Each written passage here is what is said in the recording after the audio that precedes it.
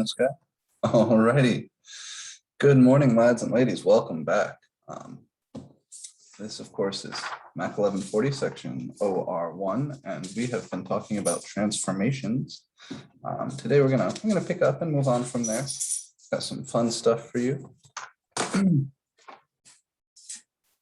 I, like you, was probably a little bit surprised by the bomb threat last night. But like you, I'm grateful that it wasn't a credible threat, and hope that it remains that way. Let me take a quick look over here, and we can flip on the document camera. We'll do all this stuff together. All right. So what's this? I'd also like to take a quick look at your web assign, just to remind you where we're at, what's going on. So this homework, the 2.6 part 1 homework, is due today, and there's a new homework. I haven't published it for your class yet, but I published it for my Tuesday, Thursday classes, which is 2.6 part 2 and 2.7 part 1. 2.7 is on combining functions. 2.6, the section on transformations, has a little bit of stuff that we haven't talked about yet, even though we're in a place now where we can graph using transformations really well. There's a bit of discussion that kind of fits in there that doesn't really fit in anywhere else, and it's a lot of fun. I think you guys are going to enjoy it. So that's what we're going to do today, specifically talking about something called function parity. Is there anything I'm forgetting over here that I wanted to show you? I don't think so. We're going to have another quiz. We're getting close to our first test. I guess that's the other thing I want to talk about at the start of the day here. So you may have noticed that exam 1 on the test is scheduled for next week. We are probably not going to finish section 2.8 this week because we're actually a little bit behind. We're still back here. So probably next week we will we'll wrap up 2.8. I'm expecting next Tuesday. And then the exam, the first test, I would like to give you a little bit of time to prepare. So most likely not next week, but the week after. My plan, though, is going to be to see where all of my other classes are in their homework, and kind of try to get a feel for it based on that. Do you have another homework besides those two? So the homeworks that will appear between now and the test, there's the homework that I alluded to a second ago over here, right? Homework 6. You guys will have to work that. And then there are homework sets. There's going to be another homework set that has 2.7 problems on it, and that will maybe be mixed together, maybe be separate from the homework set that has the 2.8 stuff on it. So that will be the last homework set, the 2.8 homework, which will probably be released next Tuesday. So you've got at least one more homework and at least one more quiz before the test. And then the test will either be late next week, right, or early the following week, most likely early the following week. Okay, I think that's all that stuff. Let's actually get to it.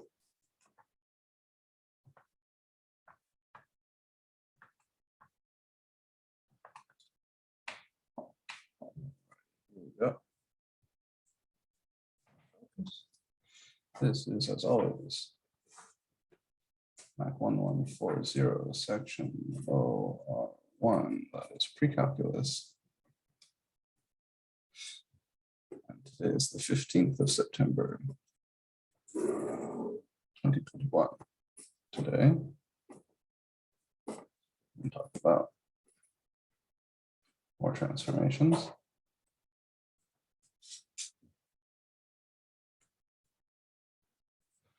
Which is section 2.6.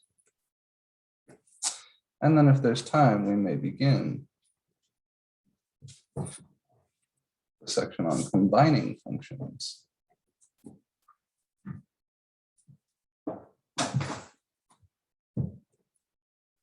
Which is section 2.7. And just to give you a little bit of background or kind of, context for what we're doing right now, the transformation stuff and the combining function stuff are both kind of exciting introductions to a universe of function algebras It turns out, specifically here in Gainesville at UF, a number of very talented mathematicians spend all their time studying algebras, but not the algebra of the real numbers, which is what we're studying in this class, or even the algebra of complex numbers or quaternions or matrices or some other fascinating algebraic object, but the space of all functions. Turns out that forms an algebra in the same way that there is an algebra of the real numbers. And just like we enjoy classifying real numbers, right? Integers are even or odd, or real numbers can be talked about as rational or irrational. One of the big deals when you study functions, algebras of functions, when you kind of study those as spaces in their own right, is to find some sort of boxes, categories you can sort functions into based on their behaviors. Because once you start categorizing algebraic objects, you're getting closer to understanding them. It's a very particular kind of mind that really enjoys that sort of mathematics. And if I'm honest, it's not me. I'm not an algebraist. I'm very much an analyst. But algebraists love to sort things into little boxes and say everything in this box has this property, everything in this box has this property. And what we're going to be doing today is kind of about identifying two of those very important boxes. I think before we get into it, it's worthwhile to remind you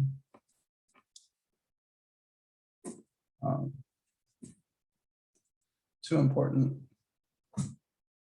transformations.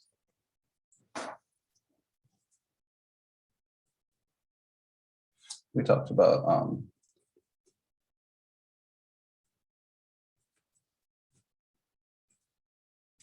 horizontal scalings and vertical scalings. So you spent some time on the relevant homework, and you know that the textbook calls these like stretching or shrinking, but really it depends on the size of the constant involved. And if you want to wrap those all up into individual things, we just call them scalings. Really what I want to talk about here are two special cases. So special cases of these.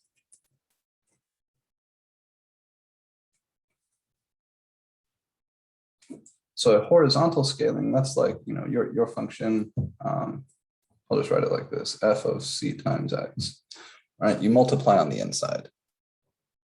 Yeah. So like the absolute value of 2x or 1/3 x all cubed.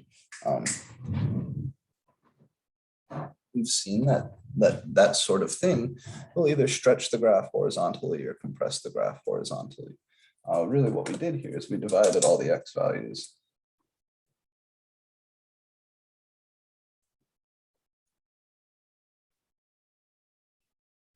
by c, right?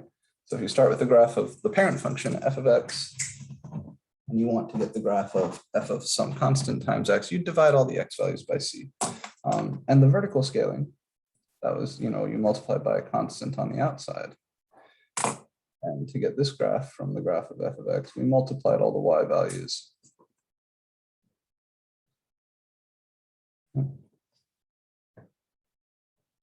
by c. The special case that I want to address here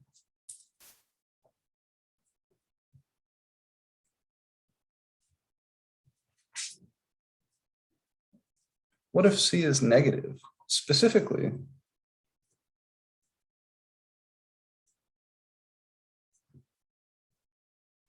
what if c is equal to -1? So if c is like -2 or -3 or something, you'll do the normal thing, right? Like these rules are hard and fast. They work, period. If c were -2 or -3 or -4, you would do whatever the special thing is associated with -1, and then the normal stretch or shrink, or stretch or shrink.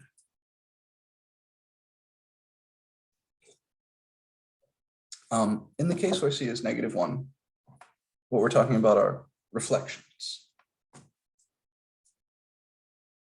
So if c is -1 in either of these, the graph is flipped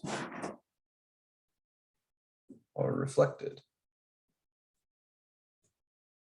And in the sense that you would think, right? So the horizontal scaling if C is -1, then that's a horizontal flip or a flip over the y-axis. And if you're looking at a vertical scaling where C is -1, then that's a vertical flip or a rotation flip around the x-axis. It turns out that the whole categorization scheme I was talking about a second ago is defined based on how the function reacts to special cases of these transformations, the reflection cases of these transformations. So a function that doesn't give a shit about a horizontal reflection is a special kind of function. That's the idea.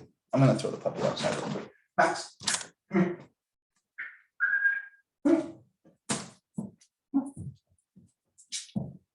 Happy breakfast. Go run some of the puppy energy out, all right?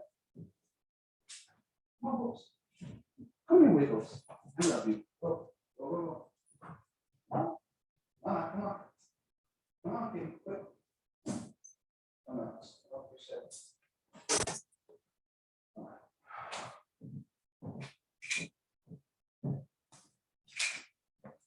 Okay.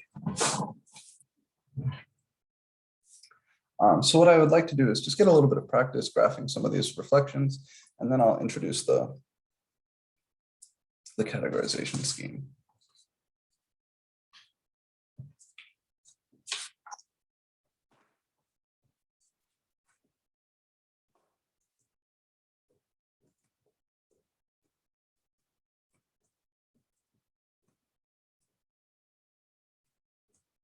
So we're going to sketch the graphs of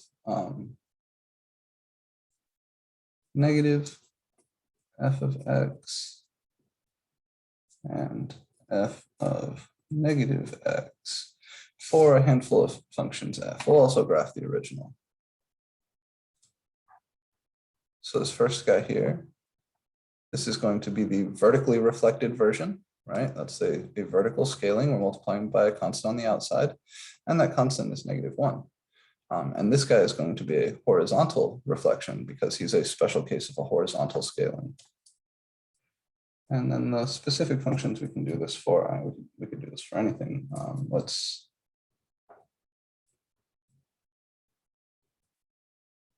start with the absolute value. We can do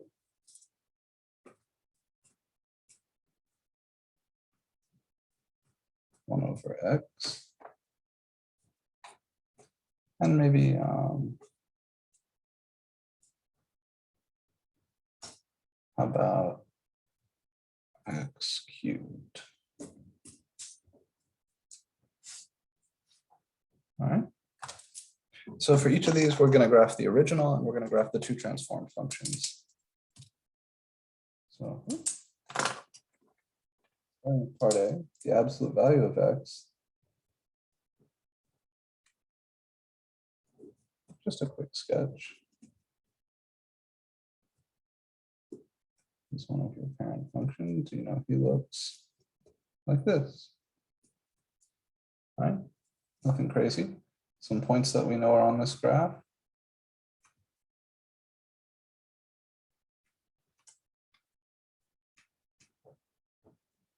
-1, 1, 0, 0, and 1, 1. All right, so boom, right here, perfectly acceptable graph of the absolute value function. This is our original. And over here, I'd like to draw two other graphs. I'd like to draw the graph of negative f of x. And over here, I'll draw the graph f of negative x.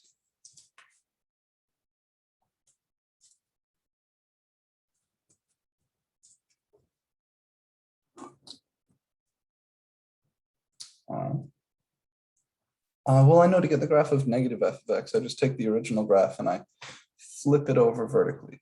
Right? I take every point on this graph and I multiply the y value by -1. So this point right here, -1, 1 is going to get moved down here to -1, -1. 0, 0 will stay 0, 0. 1, 1 will get flipped down here to 1, -1. This whole piece will get flipped down here, and this whole piece will get flipped down here. So it's going to give me something that looks like this. and some specific points.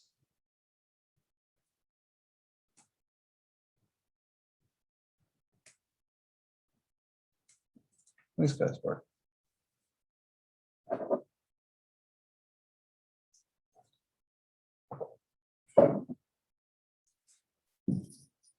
And then for our last trick,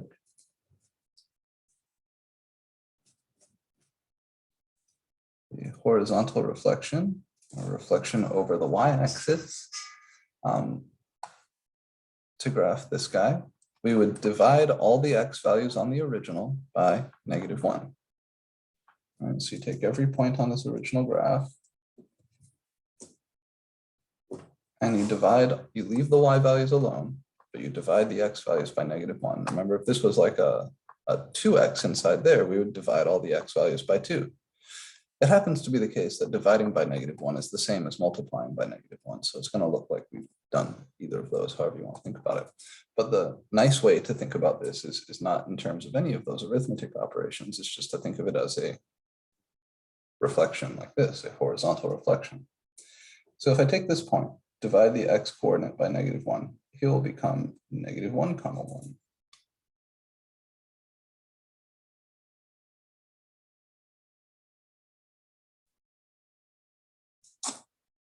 So this point gets flipped over to here. If I take this point, -1, 1, divide his x value by -1, he gets flipped over here. He becomes 1, 1. And the origin, if I flip that over, nothing happens. Big fat points.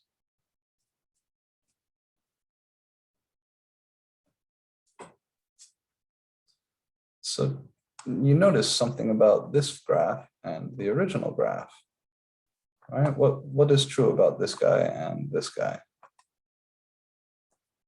They're similar.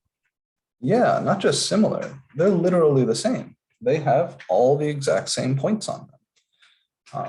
This function right here, the absolute value function, when you flip his graph over horizontally, he doesn't change. He stays exactly the same. And that's going to turn out to be a special property.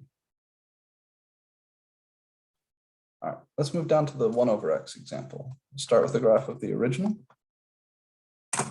Again, this is one of our parent functions. It's a graph we should know.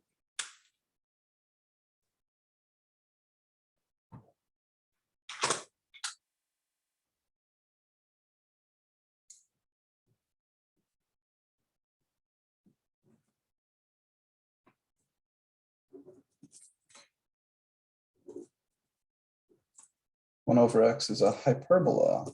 That's the name for this shape.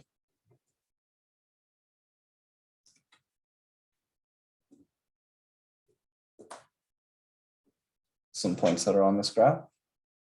Over here, this is -1, -1. Over here, you've got 1, 1. And if we want to label a third point, I could label 2, 1/2.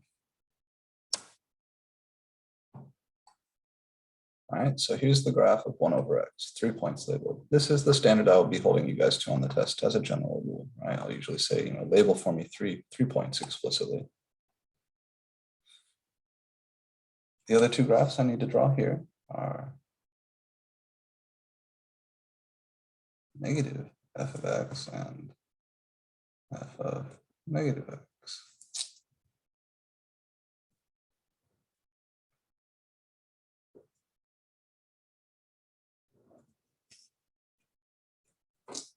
Okay.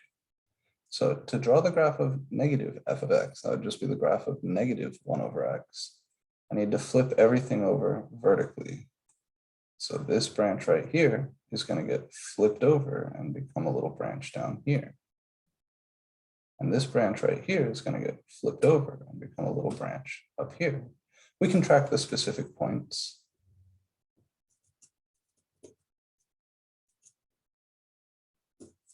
So 1, 1 right there is going to get flipped over to 1, -1. 2, 1/2 right there is going to get flipped over to 2, -1/2. See what I'm doing? It just multiplies all the y values by -1. And this guy is going to get moved up here. And that specific point, -1, -1, is going to get flipped to -1, +1.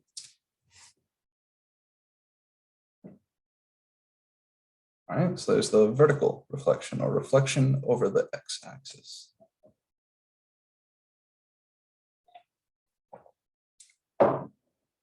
The horizontal reflection, I start with this graph and I divide all the x values by -1, or I just flip everything over horizontally.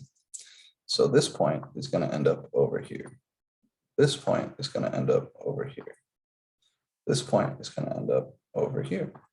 Everything, you just imagine you could pick this up and flip it over like that.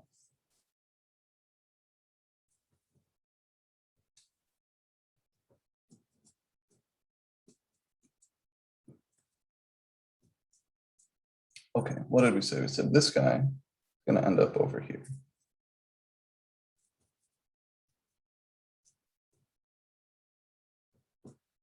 The specific points, 1, 1 turns into -1, 1. 2, 1/2 turns into -2, 1/2.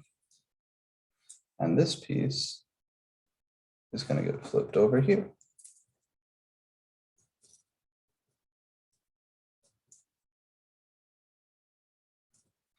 So that point, -1, -1, is getting flipped to +1, -1. Okay. Look at these two. What do you notice about these two graphs? They're the same. They're the same, right? They're literally the same graph. The particular points I've tracked kind of illustrate the different operations. But whether we flipped vertically or horizontally, starting at the original, we get the same thing. This is the other special family of functions where a vertical flip is the same as a horizontal flip.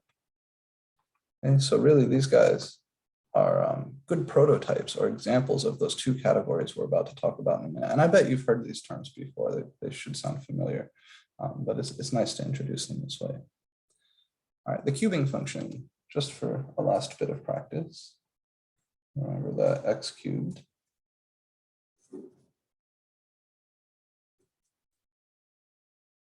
is a shape like this.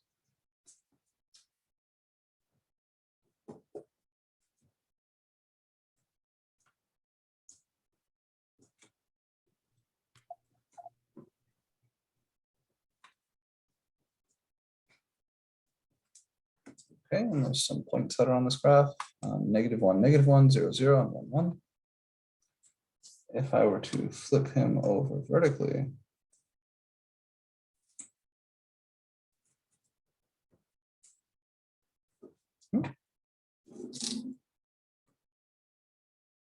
this piece would come up here. This piece would come down here.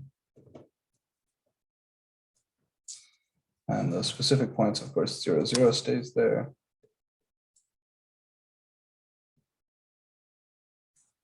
-1, -1 flips up here to -1, +1.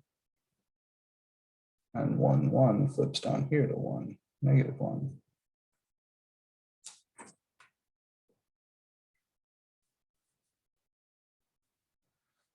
And if we were to start with this original and do a horizontal flip, flip everything over like this.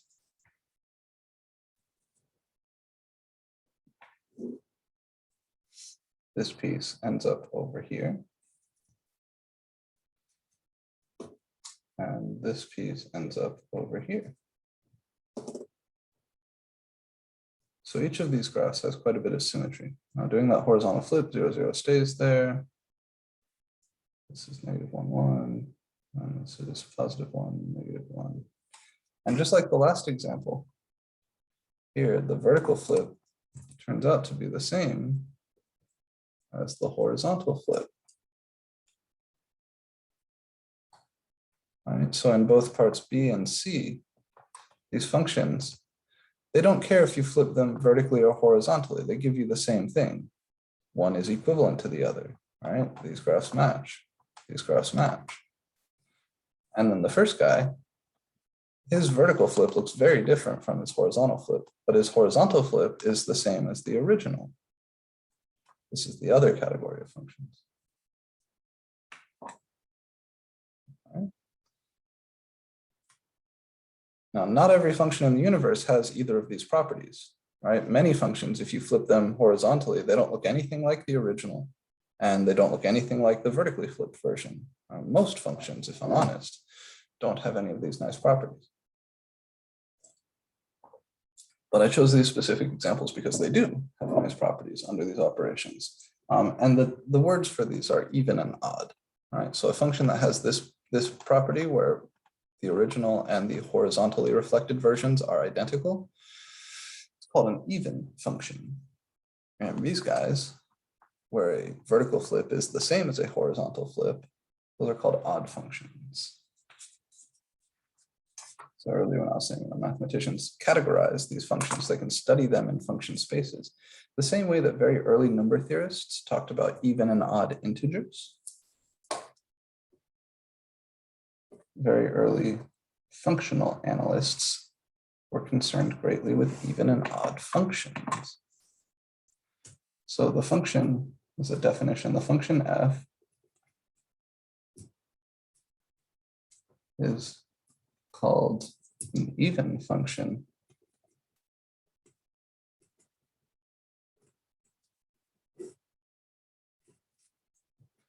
if, I'm going to give you the algebra definition here. F of negative x is the same as f of x. And that's what we saw, right? F of negative x, that's your horizontally flipped version. And f of x, that's the original.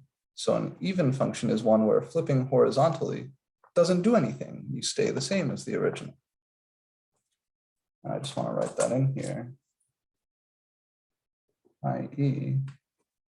the graph of f is, there's a magical word for this in mathematics called invariant. Invariant under horizontal reflection.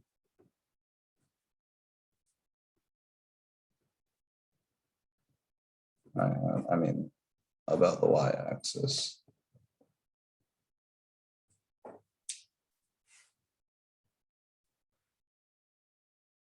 All right, and then the definition of an odd function, somewhat similar.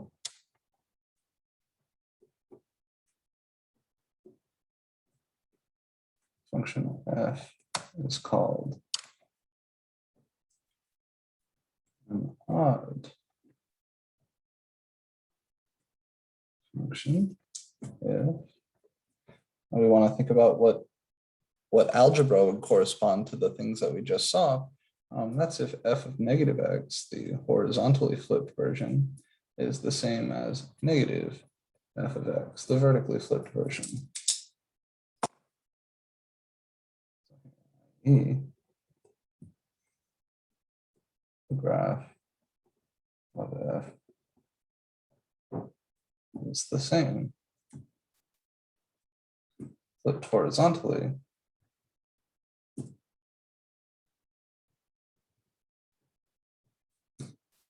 as it is flipped vertically.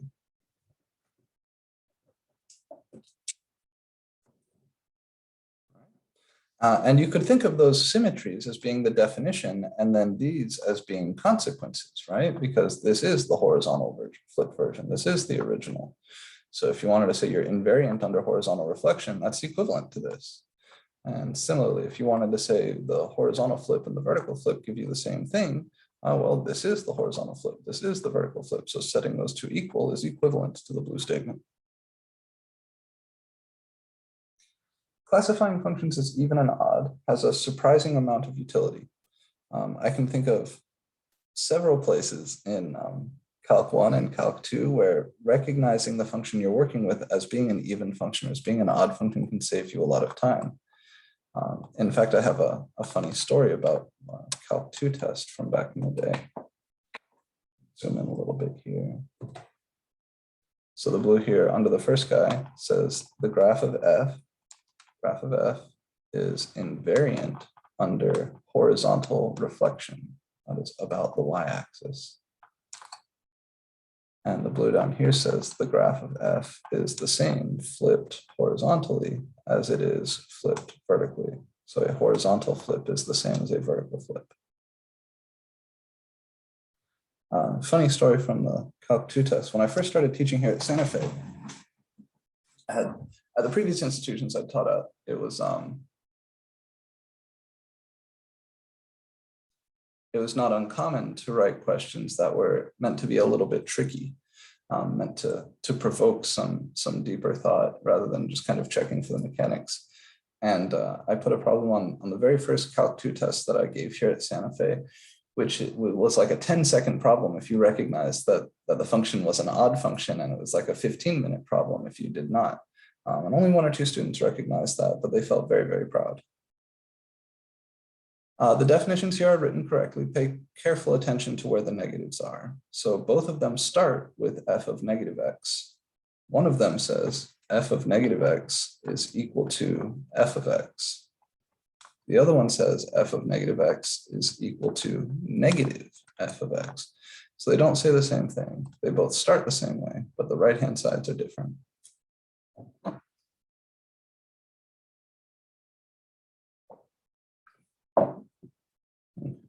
So recognizing a function as even and odd is a valuable thing. And there's more than one way to look at a function and say, oh, that's an even function. Oh, that's an odd function. I guess before we even get into that, let me say, note, functions can be even, odd, or neither. Right, so not every function is even or odd, in the same way that not every number is even or odd. Certainly 2 and 10 are even, and 101 and 93 are odd, but pi is not even or odd. 1/5 is not even or odd. 2/7 is not even or odd. The square root of 3 is not even or odd. And in that same way, not every function is even or odd. Many of them, most of them, in fact, are neither. But if you can recognize the function you're working with as being an even function or being an odd function, it will save you some time, I guarantee you. So the question is, how do we recognize functions as being even or odd? How can I tell? Well, one way is all this, right? You can sketch all 3 of these graphs. You can sketch the original, the vertical reflection, and the horizontal reflection, then ask, are any 2 of these the same? Is the original the same as the horizontal reflection? Is the vertical reflection the same as the horizontal reflection? But that's a lot of work. So it would be nice if there was a faster way.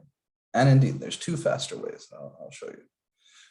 One of them requires having a graph rather than 3 graphs, just one. And then the other one requires no graphs at all, but you have to do some algebra work.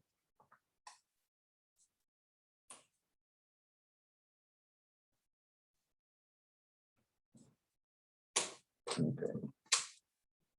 So I'm just going to draw the pictures here.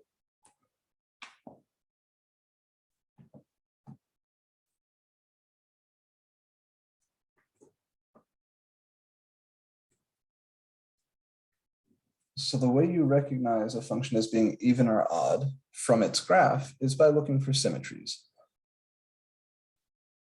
Saying that the graph doesn't change when you do a horizontal reflection is equivalent to saying that the original graph has a certain kind of symmetry.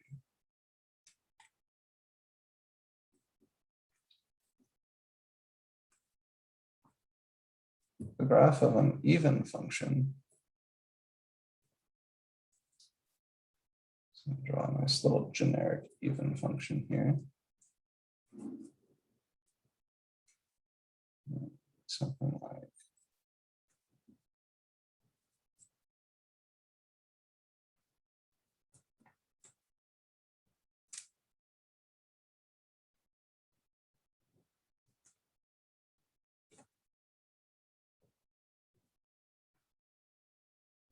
this. The graph of an even function is symmetric or will be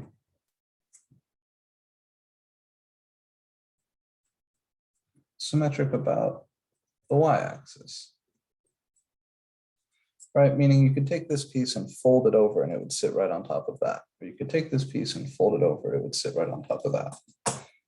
And if you want to see how that relates to the original definition, you take your favorite generic input here, x, and you look at the point on the graph here, which is x comma f of x. Remember, every point on the graph is of this form, something comma f of that same thing. And then you take the point that is on the symmetric side over here, which would be negative x. Right, like this is 3, this is negative 3. And you look at the point on the graph associated with that x value. This ordered pair would be negative x comma f of negative x, right? Always something comma f of that same thing. And you observe that the y values are the same. The same height implies that the y values are the same. I.e. f of negative x is the same as f of x. And that's our definition. So in other words, this is an if and only if. If your function is even, satisfies this relation, then the graph will automatically be symmetric about the y-axis. And conversely, if you're looking at the graph and it's got this y-axis symmetry, it is symmetric about the y-axis, then automatically f of negative x is equal to f of x. So the function must be an even function. Now this needs to be true for every number x. It's not just because you can find one point here that is symmetric with another point here. That's easy. But you need the whole graph to have that sort of symmetry. So you need to be able to do this for a generic point x, so for every point, every x value. But that's it. So if you have the graph of your function, you can check to see if it's even by just looking to see if it has this sort of y-axis symmetry. And the even function from our previous example, the absolute value function, did have that symmetry.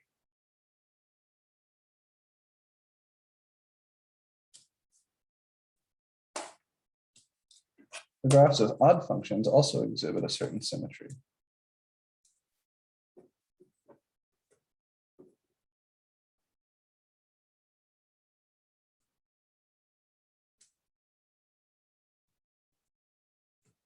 So let me kind of draw a generic odd function down here.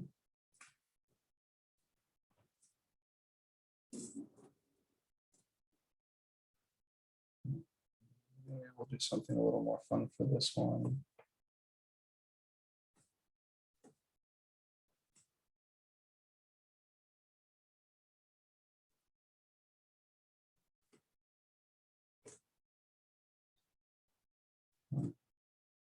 Yes.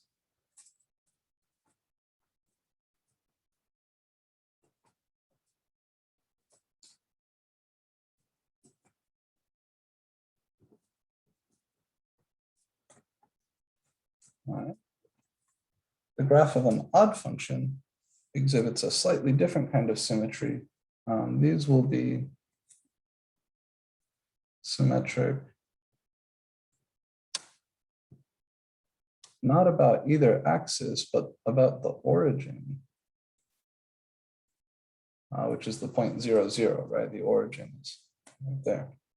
What that means is if you take your, again, your favorite x value, generic x value, look at the point on the graph, which is x comma f of x, and then look at the symmetric x value over here, which would be negative x.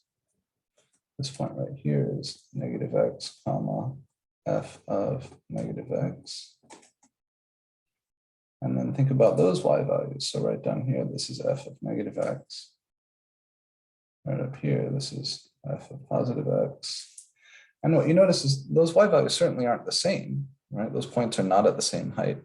But there is a particular kind of symmetry here. This guy is the same distance from the origin as this guy. So here, f of negative x and f of x have the same size,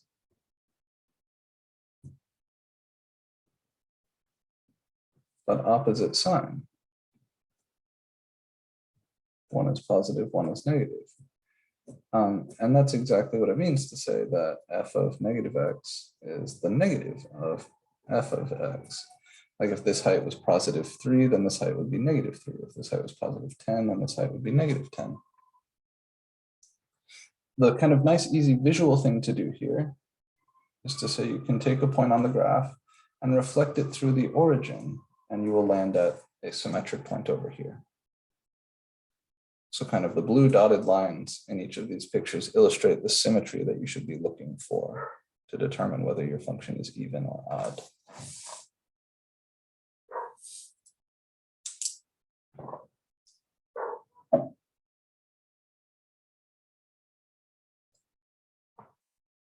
And this is well and good.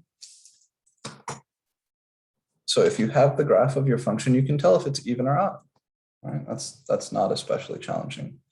You're just looking to see if there is or is not one of these two types of symmetries. There's another way to tell if a function is even or odd. You can do it just using pure algebra, and I'll show you that in a second. But before I do that, I want to give you a couple more examples, see if we can identify even and oddness from the graph.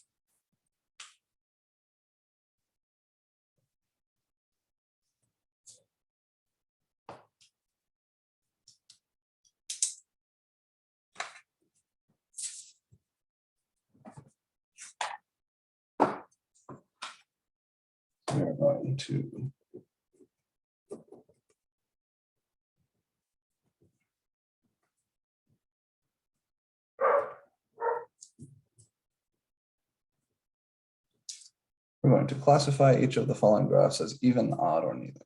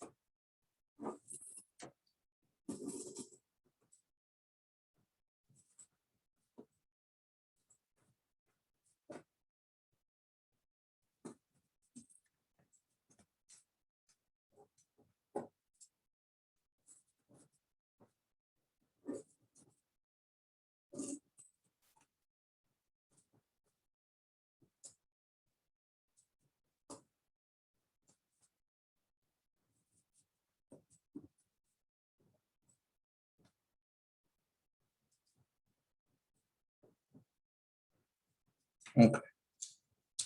So I have here 3 graphs. And I just want to state whether each one is the graph of an even function, an odd function, or neither. Let's start up there with f of x in part A. Does that graph exhibit any of the symmetries we've talked about? Is this even, odd, or neither?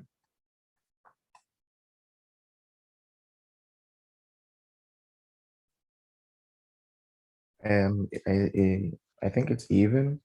Yeah, modulo my bad art, right? Modulo my shitty drawing. This is an even function. This is y-axis symmetry.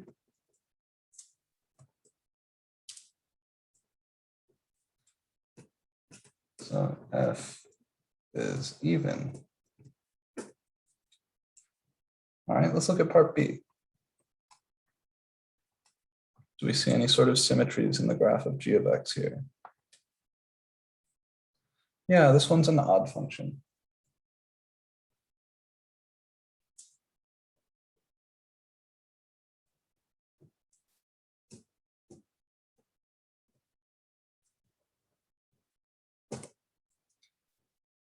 Okay, and what about this last guy?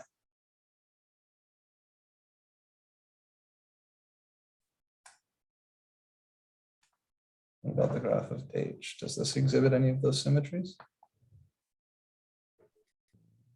Would it be an odd one? So if we're looking to check for oddness, right, we can use this guy as an example. Take a generic point on the graph, reflect it through the origin, and ask, do you land back on the graph at a symmetric x value over here? Sometimes we can deceive ourselves, right? Sometimes some points appear as though they might reflect neatly through the origin and land back on the graph. But remember, this has to be true for every point on the graph. So if I can find any point such that when I reflect through the origin, I don't land back on the graph,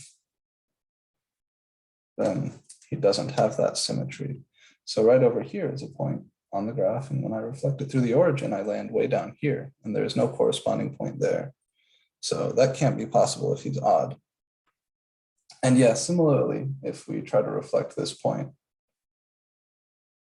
over the y-axis,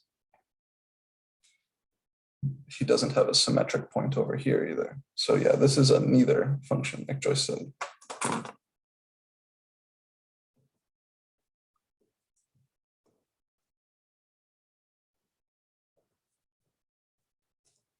So this function h is neither even nor odd. And unfortunately, most functions are neither even nor odd.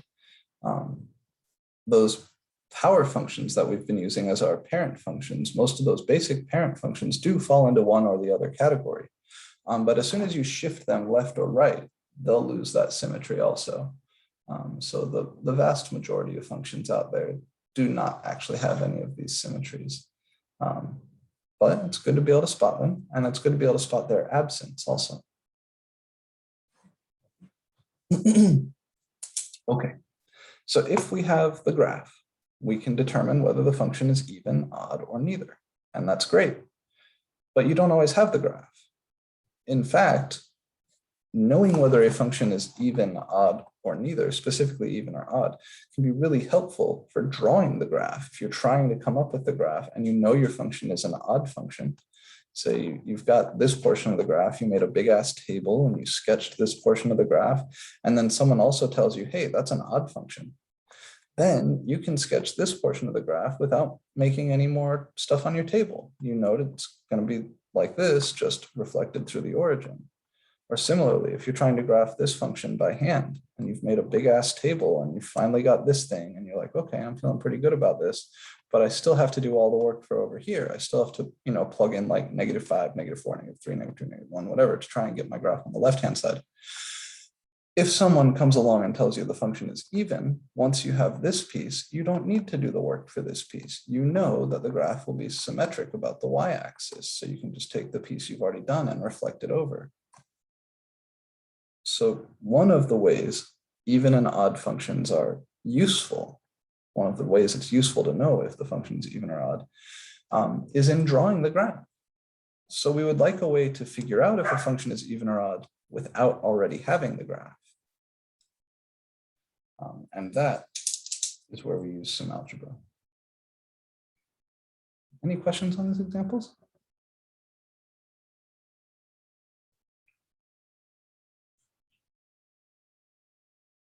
I have a question for like if this is gonna be on like an exam, would you access to like plot points or something for this or no? I could. Yep, I could. The simplest version of a test question like this would be just giving you a graph, one of these graphs, and saying, is this function even, odd, or neither? Or I could give you, as a version of that question I like a lot, I could give you a part of the graph like this, just this piece, and say, draw the remaining graph assuming the function is even or assuming the function is odd. So if I give you this piece of the graph and I say, complete the graph assuming the function is odd, you would know, oh, okay, so this piece, I need to reflect it through the origin. I need to flip it vertically and horizontally, and then that will give me my other piece. Or if I were to give you just this piece and say, complete the graph, assuming the function is even, you would say, oh, okay, well, that whole graph needs to be symmetric about the y-axis. I need to flip this horizontally, and then that would give me my other piece. There's many versions of this that I could ask. I could give you a point on the graph. Like I could say,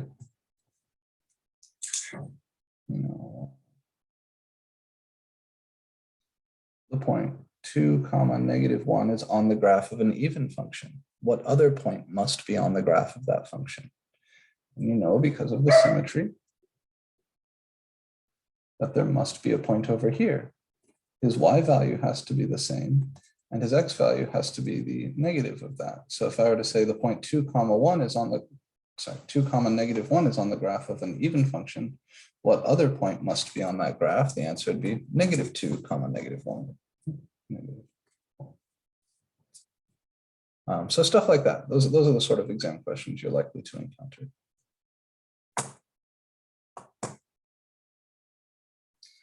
The other type of exam question relating to even and odd functions that you're likely to encounter is just me straight up asking you to show that a function is even or odd using the algebraic definition, which is our next example here.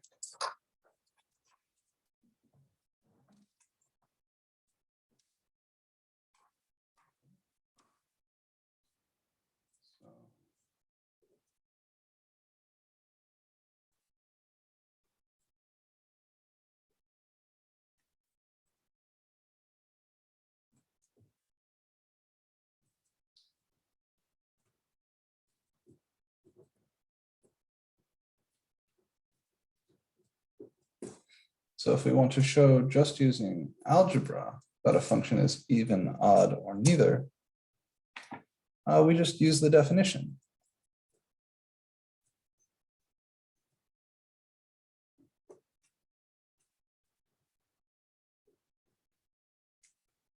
All right, remember f of -x equals f of x means even.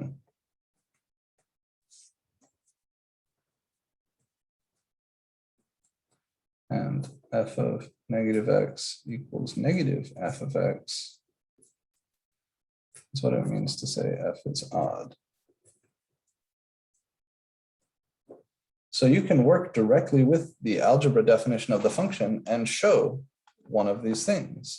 Or you can show that neither of them are true, and that would show that the function is neither even nor odd. This is one of the reasons why in your very first homework, I had you computing stuff like f of -x, f of 1/x, f of 1 plus x, all that shit, right? Because you need to be comfortable working with the function notation. Let's do it.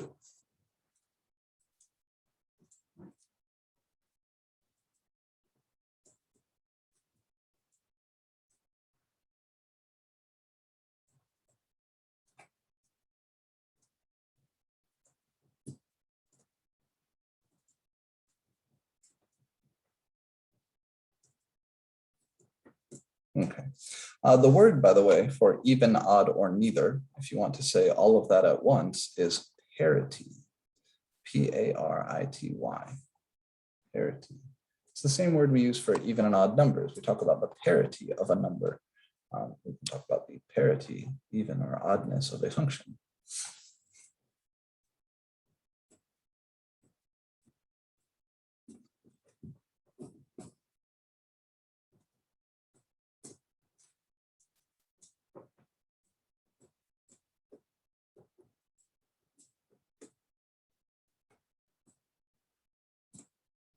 Let's do 1 minus x to the 4.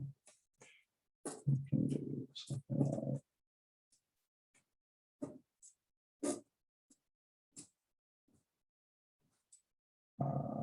these would be a good start. Let me throw one more in here.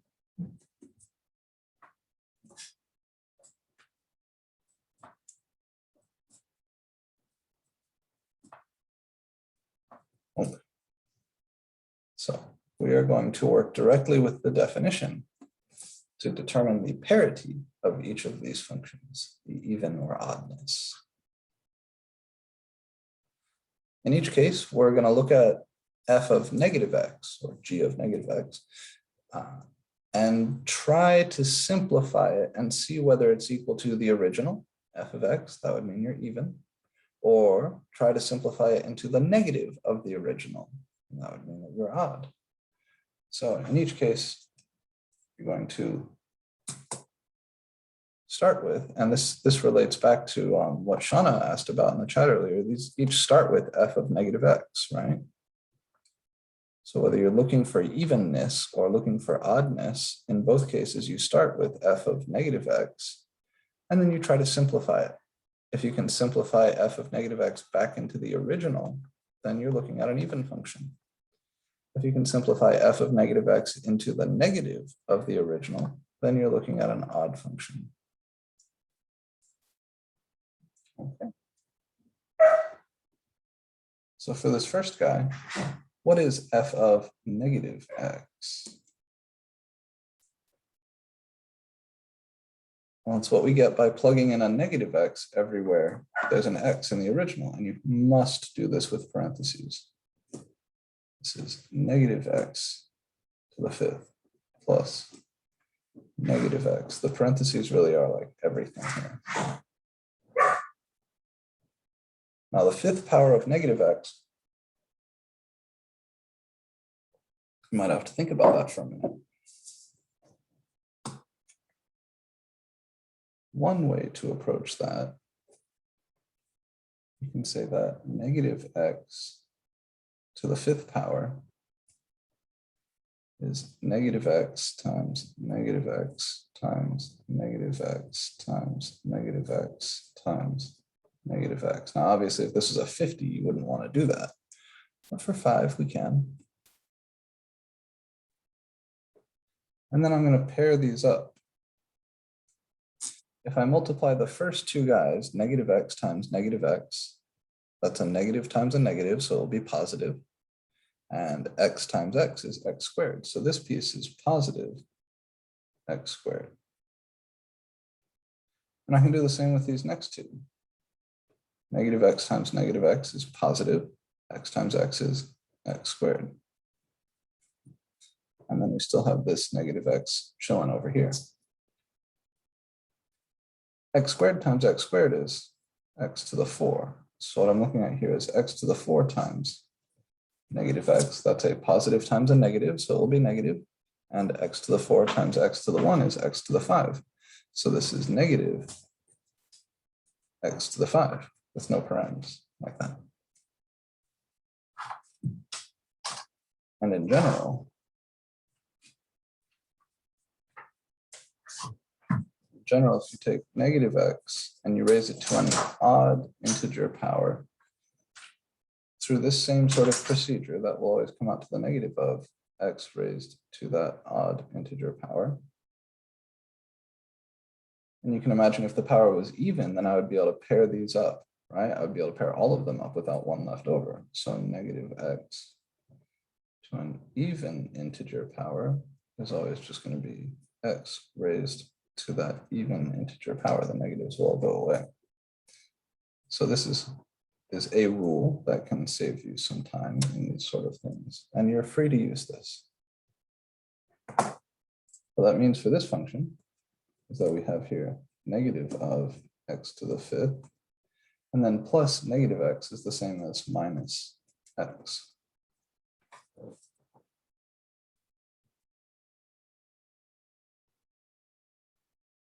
Okay, take a second, make sure your notes are clean. Questions on this?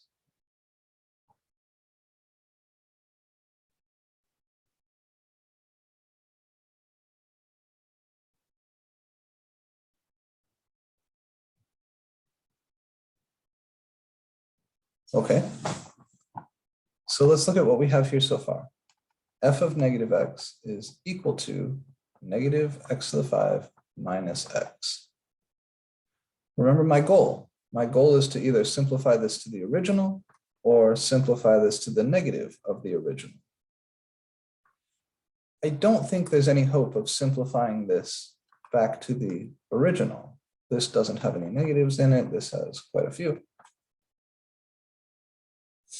But do you see any algebra operations I could perform on this that would make it look like the negative of the original? Do we have a hope of simplifying it to this?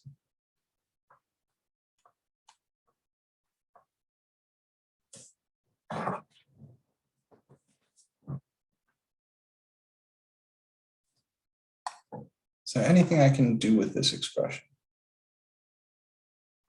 Would we not subtract?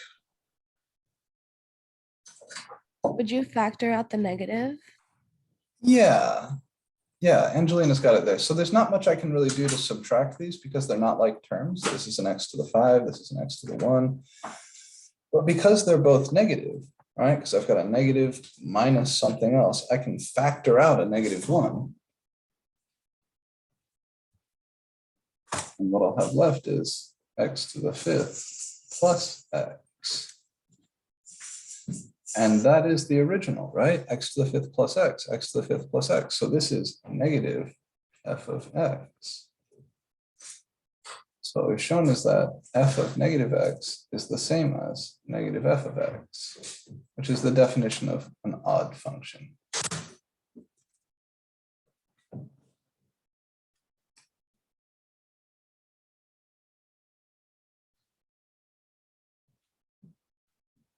All right. So a question like this could and has in the past shown up on my test. This is what you do. You swap in the negative x, and then you try to simplify it, right? You look at f of negative x, and you try to simplify it either to the original or to the negative of the original. Just straight up showing that the thing satisfies the definition.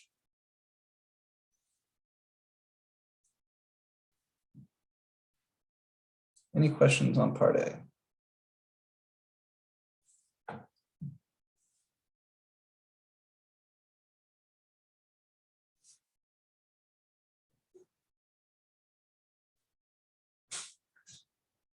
Okay, let's take a look at part B. So I'm going to begin with g of negative x.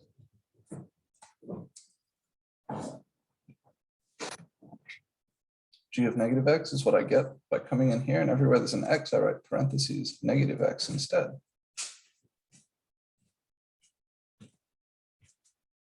So here is g of negative x. What can I do with this?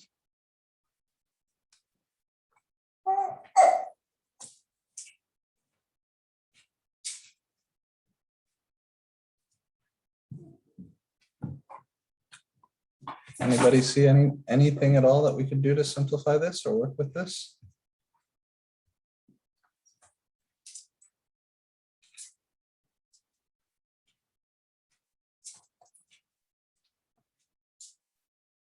All right, this is negative x, all being raised to an even power. Negative x, all being raised to an even power. That's negative x times negative x times negative x times negative x. It's the first 4 things here, which is x squared times x squared. Yeah, good. So that's just x to the 4. This is 1 minus x to the 4. Oh, but then we go, oh shit, look at that. That's the original function.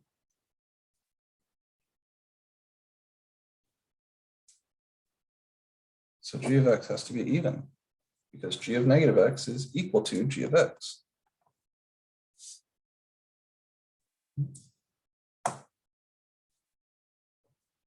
Let's look at part C.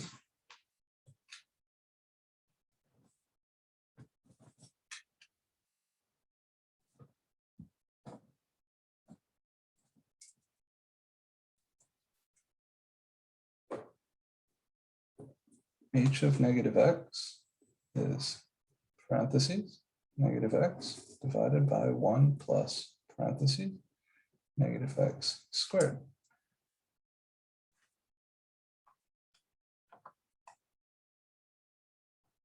Downstairs, this parentheses negative x squared, that's this guy. And upstairs, there is no power. This is negative x to the 1. There's no constant out here or anything we need to do. That's just negative x.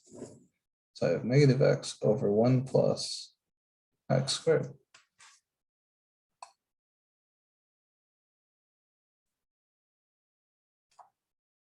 And then this negative being upstairs here is the same as having a negative out front. Like negative 3 over 5 is the same as the negative of 3/5. This is negative x over 1 plus x squared. And what do you know? Here's the original function. So this is negative h of x. And that means h has to be odd, because h of negative x is the same as negative h of x.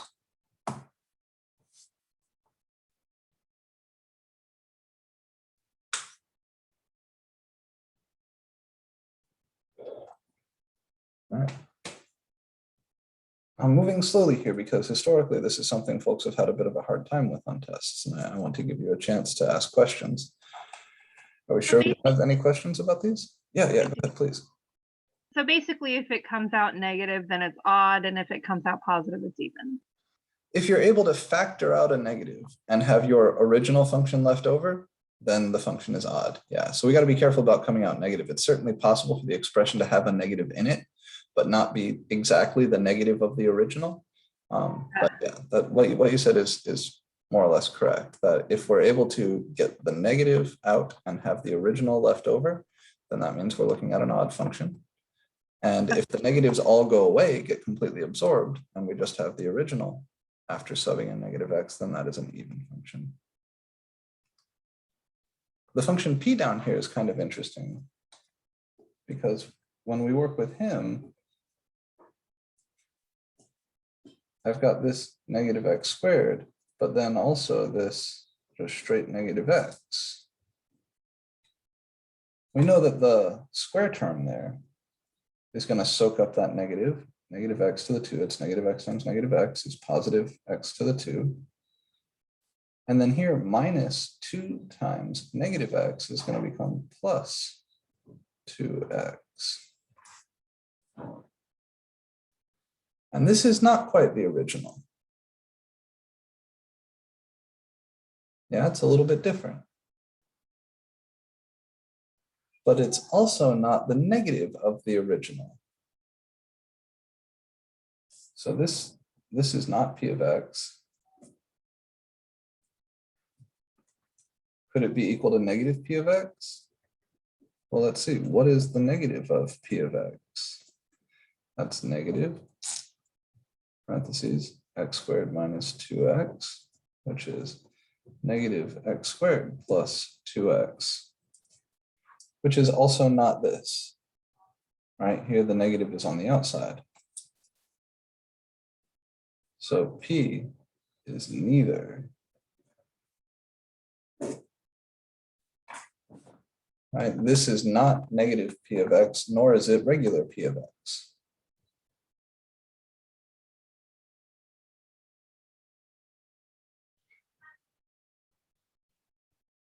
All right, so I'll say just one more time, this is something that you're likely going to have to do on the test.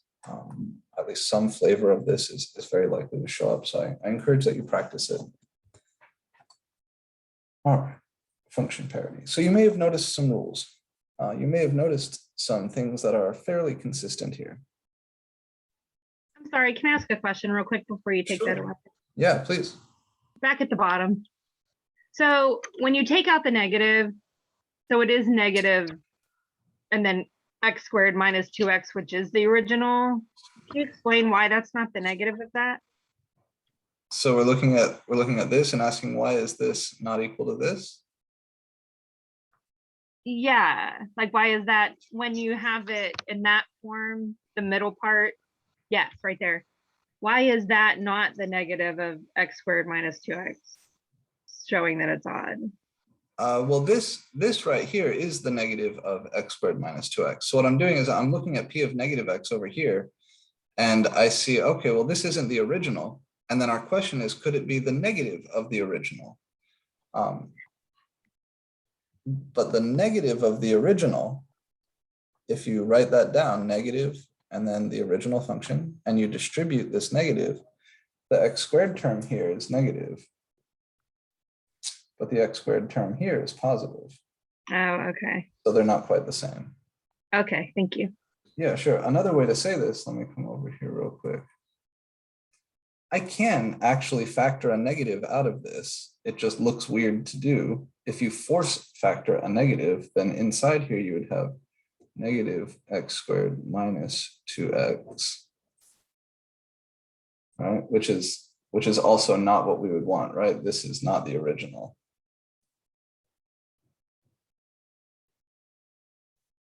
I think doing it like this is slightly more complicated. So instead I just compared. But yeah, you can actually force factor a negative out of this.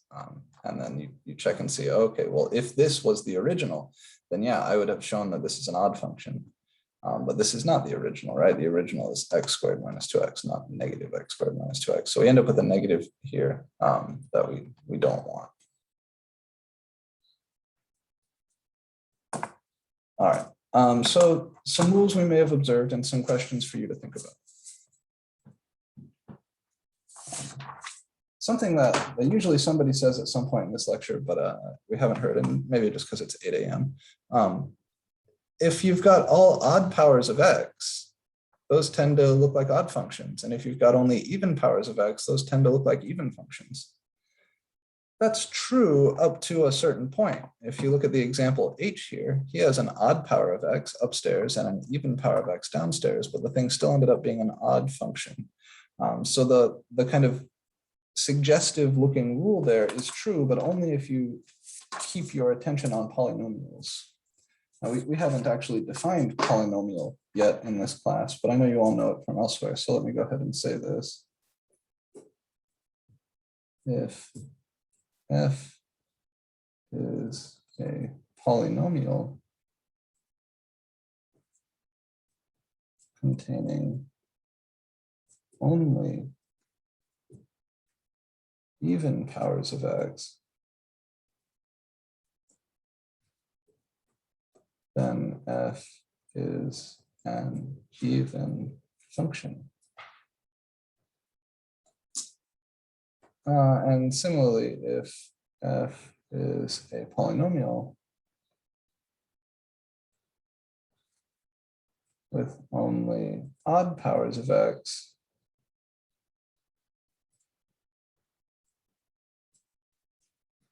then f is an odd function. But a little warning to go along with this: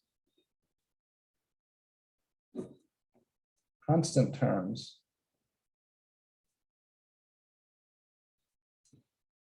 are even powers of x, right? So like,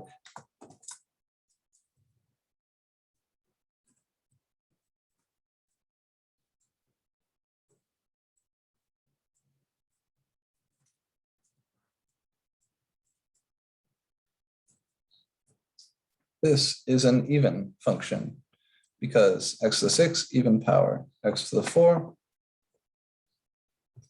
even power, x to the 2, even power. And this guy, right, like even.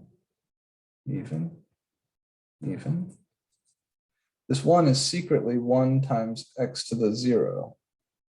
And 0, I don't know if anybody's told you this, 0 is an even number. 0 is divisible by 2. 0 is equal to 2 times 0. So this is, it's an even function. But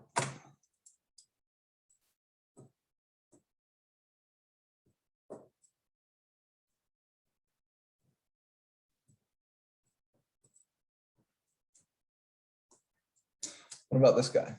Even, odd, or neither?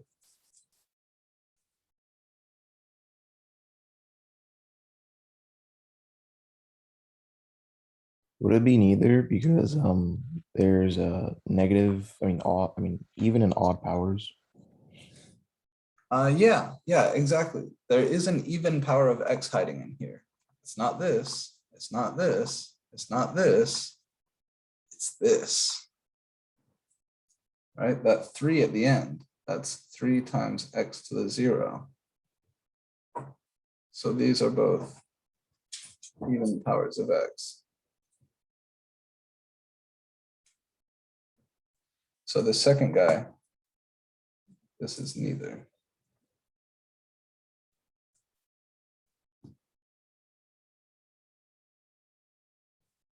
Neither even nor odd.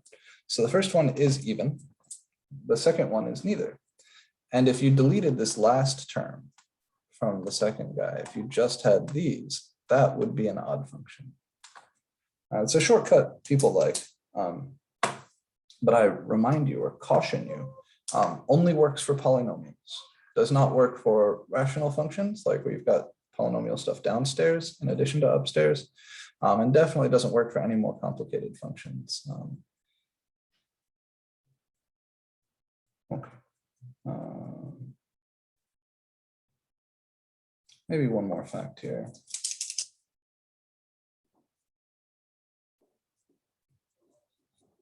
Odd roots are odd functions.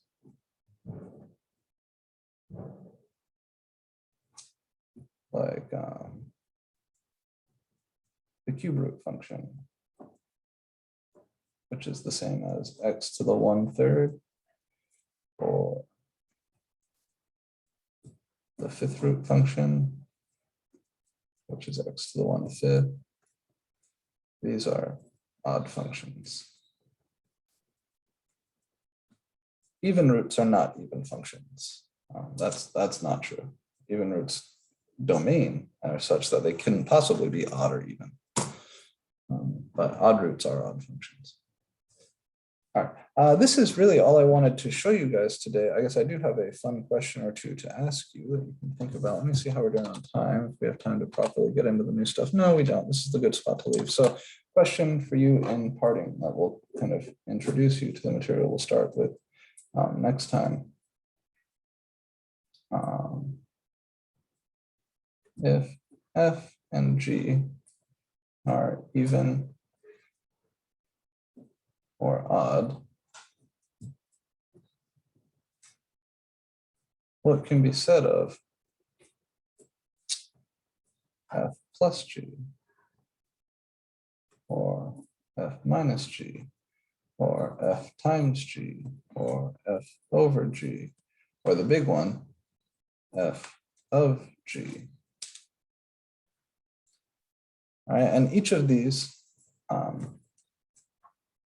are defined the way you would think they are. F plus g is f of x plus g of x. F minus g is defined to be f of x minus g of x. F times g is f of x times g of x. F over g is f of x over g of x. And this last one is the fun one, f of g, or f circ g, is f of g of x. So the next section, section 2.7, we're playing around with these things. And I've included some problems in the homework set for you that's due on Monday. Those problems just rely on these basic definitions. You don't need anything else, right? I've kept it very simple. It's just like compute f plus g of 7, or compute f times g of 3, or compute f of 6, that sort of shit. But a fun question to ask is, if you know f and g are both even, or you know f and g are both odd, what can you say about any of these other functions? Must they be even? Must they be odd? What if one of f, maybe f is even and g is odd? What can you say then, right? Does that mean that f over g is going to be odd? Does it mean f over g is going to be even? So this is a really good question for you to think about. There is a homework set that's going to be due on Monday, and it's going to look like this. So it's just 2.6 part 1, 2.7, sorry, 2.6 part 2, 2.7 part 1. So it's more transformations, right? A little bit more graphing using transformations with an emphasis on reflections, right? So they're all reflection-based problems, or problems that include some reflections. Might feel a little bit redundant, the first part of this homework. Some of it is similar to the homework that was due today. But I've kept that portion of the homework very short, and then it's all about even and odd functions after that. And then the last bit, right, Here's the question I was just asking you. If f and g are both even, is f plus g even?